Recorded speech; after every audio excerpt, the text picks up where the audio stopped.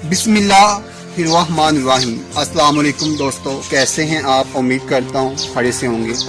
आज का जो हमारा मौजू है बहुत ही अहम है, वली बनने का अहम राज।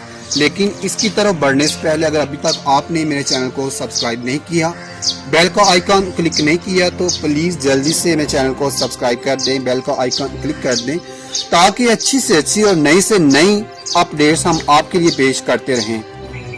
मोहम्मद बिन राफे रहमतुल्लाह अलैह फरमाते हैं कि मैं शाम के एक शहर से आ रहा था। रास्ता में एक जवान को देखा कि ऊन का एक जुब्बा पहने हुए हाथ में लाठी है। मैंने पूछा कहाँ का इरादा है? कहा मैं नहीं जानता। फिर पूछा कहाँ से आ रहे हो? कहा खबर नहीं। इसकी इन बातों से मैंने समझा कि पागल है। फिर मैंने पूछा तुझे किसने पैदा किया है? ये सुनते ही इसका रंग ऐसा जर्द पड़ गया जैसा कि किसी ने ज़ाफ़रान से रंग दिया हो। कहा मुझे ऐसी ज़ात ने पैदा किया है जिसकी शान ये है, यानी जिसने मुझे जर्द कर दिया। मैंने कहा तुम घबरा नहीं, मैं कोई अजनबी शख्स नहीं बल्कि तेरा भाई हूँ, मुझसे तंग ना हो। कहने लगा अल्लाह की कसम, अगर मुझको लोगों से अलग रहने की इजाजत मिल जाए तो किसी ऐसे बुलंद पहाड़ पर जिस पर चढ़ना दुश्वार हो चला जाऊं, या किसी गार में छुप जाऊंगा ताकि दुनिया और अहले दुनिया से राहत मिल जाए। मैंने कहा दुनिया ने तुम्हारा क्या कसूर किया है जो तुम इससे इस कदर नाराज हो? कहा एक कसूर तो इसने यही किया है कि इसके नुकसान हमें नजर नहीं आते। मैंने कहा कि इस नाबीनाई का कुछ इलाज तुम्हारे पास है?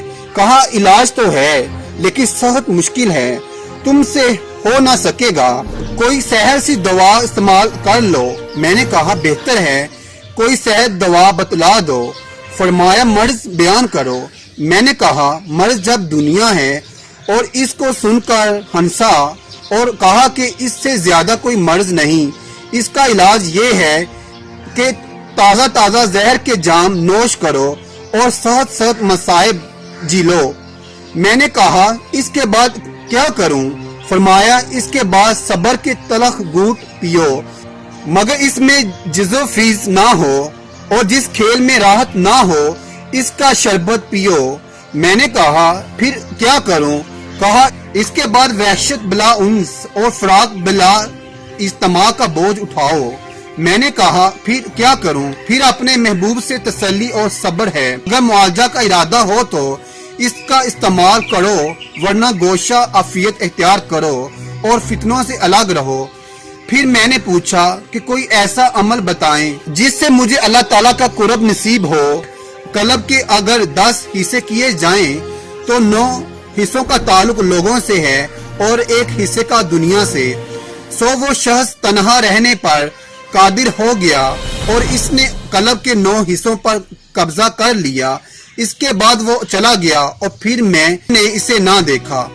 उम्मीद करता हूँ कि आपको मेरी ये बात समझ में आई होगी, तो प्लीज़ अपने दोस्तों को लाजमी शेयर करें और अपनी राय का इजहार कमेंट्स में लाजमी किया करें ताकि हमारी हौसला अफजाई हो सके।